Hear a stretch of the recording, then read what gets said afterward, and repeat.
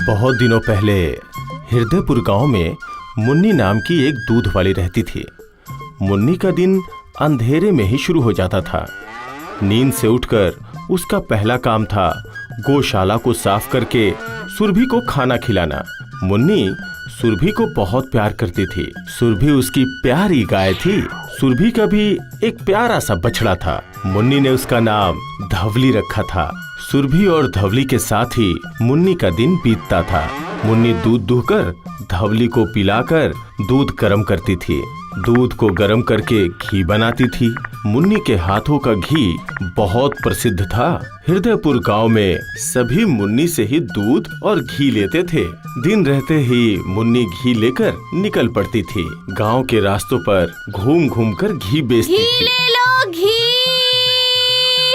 शुद्ध घी, घी ले लो, घी, अच्छा घी, शुद्ध घी, घी ले लो। उसकी आवाज सुनकर गांव के सब लोग घी खरीदने के लिए व्याकुल हो जाया करते थे। मुन्नी, मुझे 1 किलो घी चाहिए।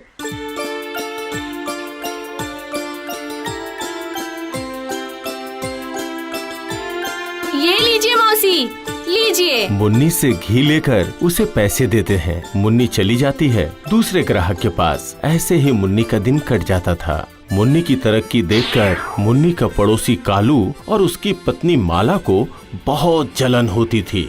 उन दोनों पति पत्नी ने विचार किया कि मुन्नी की तरह वो भी घी का व्यापार करेंगे। एक दिन कालू ने अपनी पत्नी से कहा, सुनो माला, हमारे पास भी तो गाय हैं, हम भी घी का व्यापार शुरू कर सकते हैं ना? पर ये बताओ, मुन्नी के मशहूर होने पर ये बताओ कि हमारा घी कौन खरीदेगा भला? अरे सब हो जाएगा, बस जरा सा दिमाग लगाना पड़ेगा। हाँ, हम उस मुन्नी को कम मूल्य में घी बेचेंगे, जिसमें आधा हम वनस्पति तेल मिलाएंगे और आधा घी होगा। और थोड़ा सा घी की तरह महकने वाला पाउडर छिड़क देंगे। ये सोचकर उन्होंने घी का व्यापार शुरू किया। पहले कालू मुखिया की पत्नी के पास गया।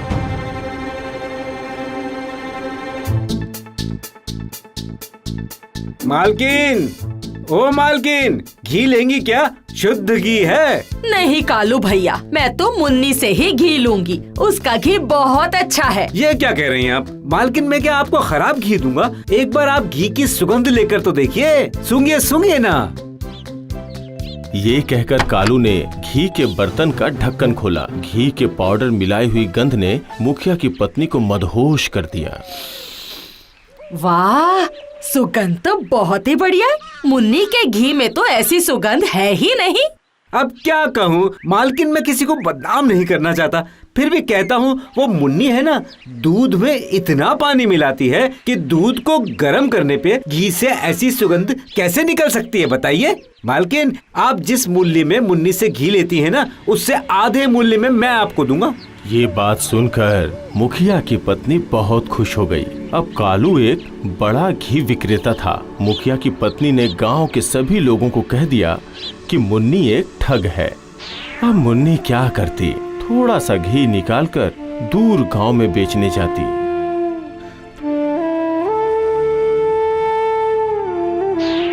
घर लौटकर सुरभि और धवली को पकड़कर रोने लगती और कहती,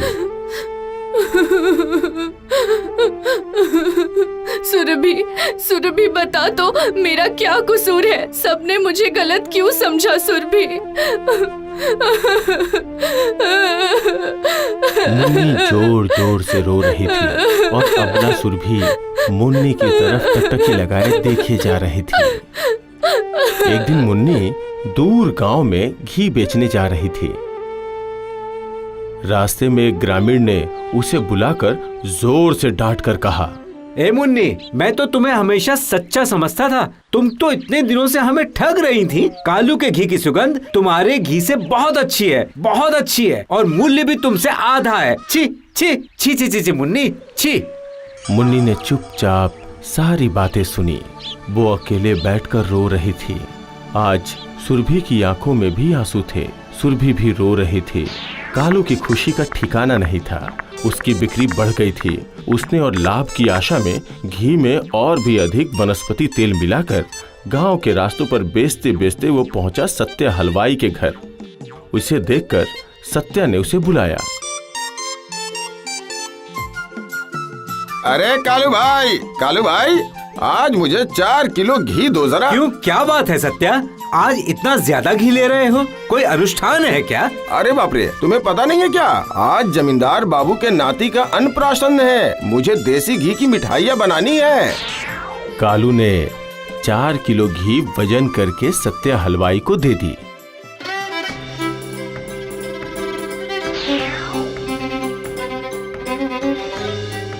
और उधर सत्या हलवाई की मिठाइयाँ खाकर पूरे गांव के लोगों की तबीयत खराब हो गई।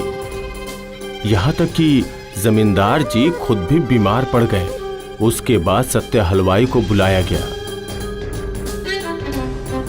सत्या हलवाई के आने पर जमींदार बाबू ने पूछा, वो भी कड़े स्वर में, क्यों रे सत्या, तुम्हारी बनाई मिठाई खाकर गांव के सभी लोग बीमार कैसे पड़ गए?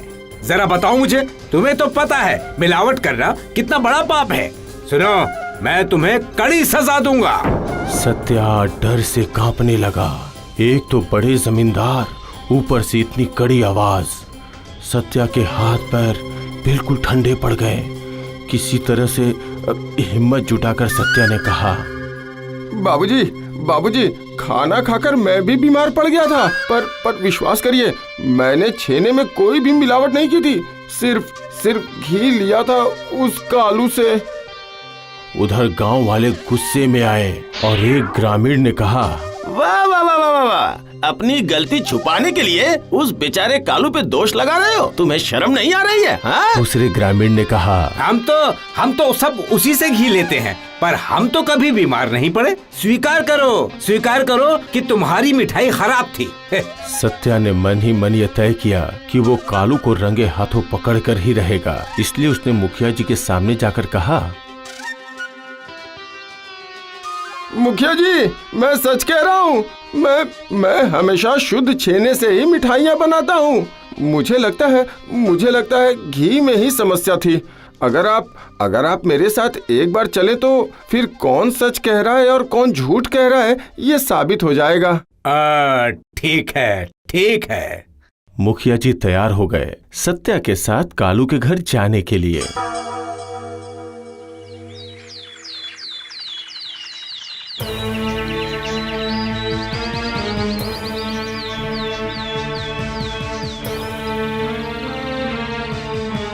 दूसरे दिन सुबह सत्या और मुखिया जी ने कालू के घर की खिड़की से भीतर झांका। उसी समय कालू और माया घी में वनस्पति मिलाने में व्यस्त थे। तभी सत्या और मुखिया जी घर के अंदर चले गए। मुखिया ने कहा, छी कालू, छी, तुम इतने नीच हो कि खाने के सामान में मिलावट करते हो। तुम्हारे मिलावट के घी खाकर गांव के सभी व्यक्ति बीमार पड़ गए थे और सारा दोष तुम मुझ पर डालकर खुद सच्चे बन गए। चलो कल कचहरी चलो, कल तुम्हारा फैसला होगा। दूसरे दिन जमींदार के घर हाजिर हुआ कालू। सत्या और मुखिया जी ने जो देखा था वो सब बताया। सुनकर जमींदार ने कहा, खाने की चीज में जो मिलावट करते हैं वो एक तरह से खूनी ही है, समझे तुम? तुम्हें मैं राजा के कारागार में बंदी करूंगा। बाकी के जो दिन बचेंगे वहाँ बैठकर रोना तुम। सोचना, ज्यादा लालच पाप है और पाप से मृत्यु। उसके बाद राजा के सेवक आकर कालू और माला को पकड़कर ले गए और गांव वाले समझ गए कि उन्होंने मुन्नी पर बहुत अत्याचार किया है। वो लोग मिलकर मुन्नी के पास जाते हैं। मुखिया की पत्नी ने कहा, मुन्नी, हम सब यहाँ पर तुमसे माफी मांगने आए हैं, हमें माफ कर दो।